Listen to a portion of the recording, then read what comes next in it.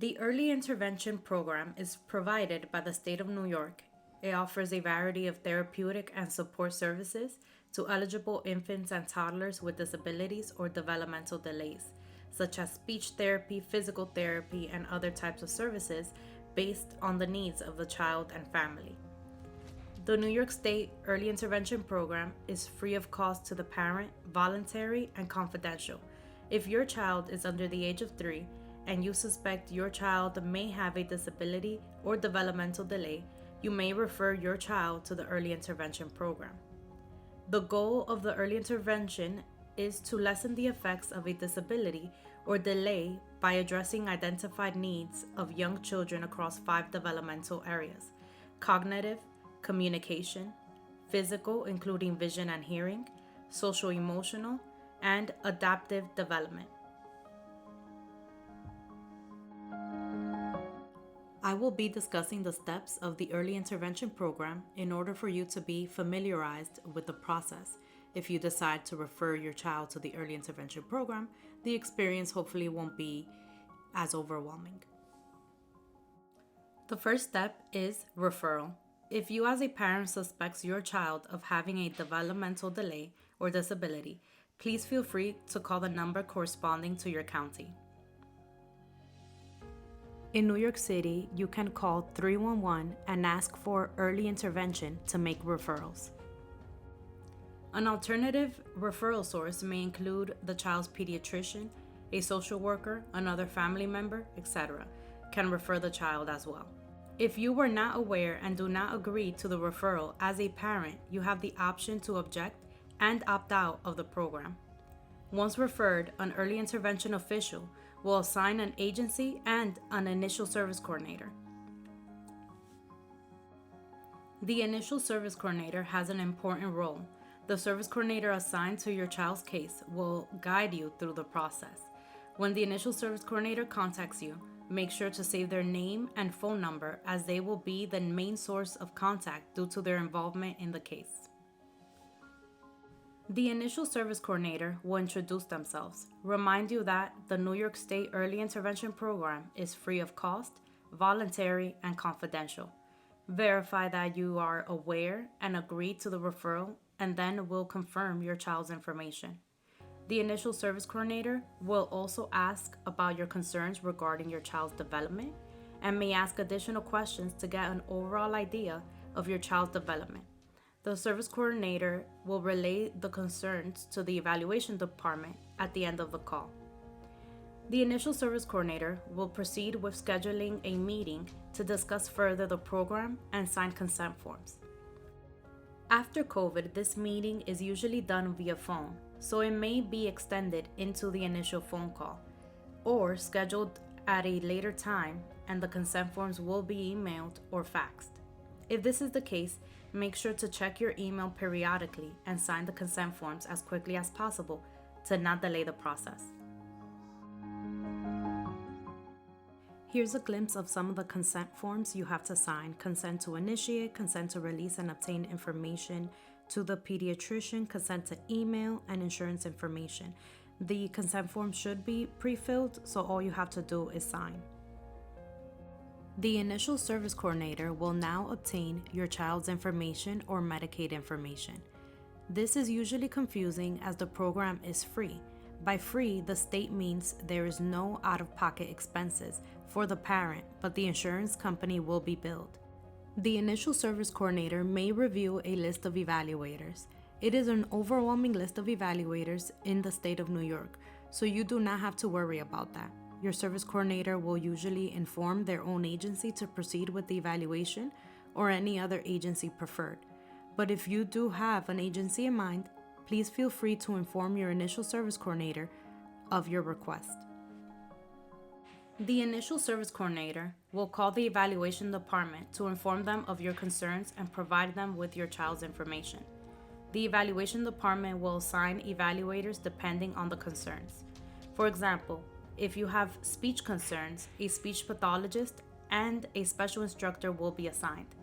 A special instructor is always assigned to do an overall assessment of your child's developmental milestones. Once the evaluators are assigned, the evaluators will contact you to coordinate a date to assess your child. Usually, your initial service coordinator will inform you of the evaluators' names beforehand so that you know who to expect.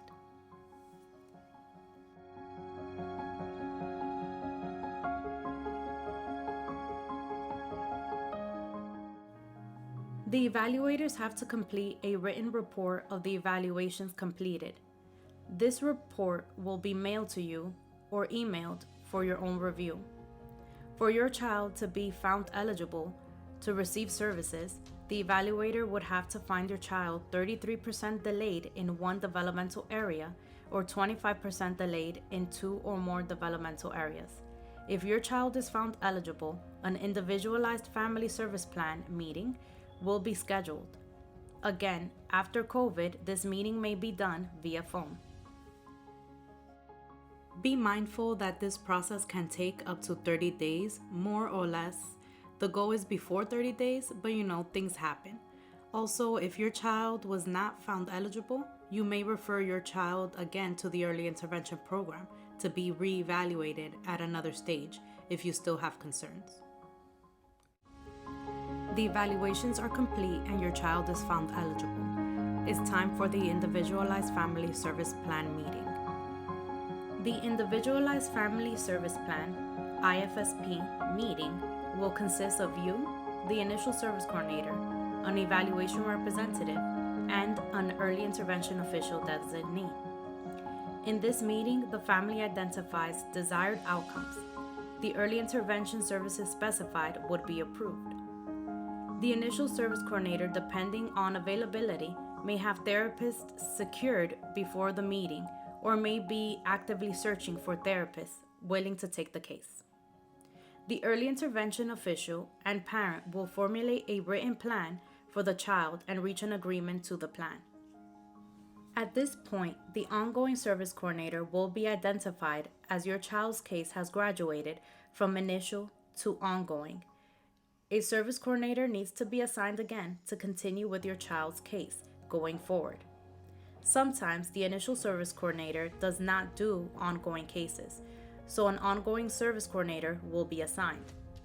If your assigned initial service coordinator does do ongoing service coordination, the early intervention official designee will ask you if you would like to keep your current service coordinator.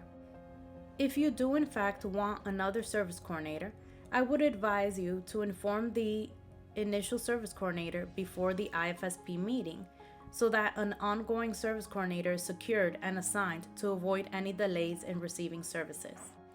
The early intervention official will obtain Social Security numbers, and that concludes the meeting.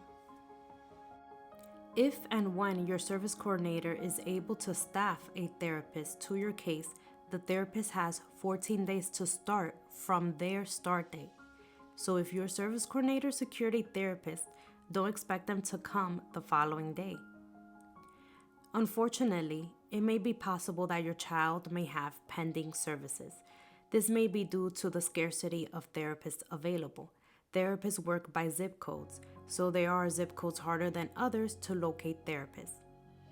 So it is advised to be flexible with your time to open the horizon of therapists willing to take the case. Also, telehealth is offered, meaning the session won't be in person, may be given via Zoom, Skype, FaceTime, etc.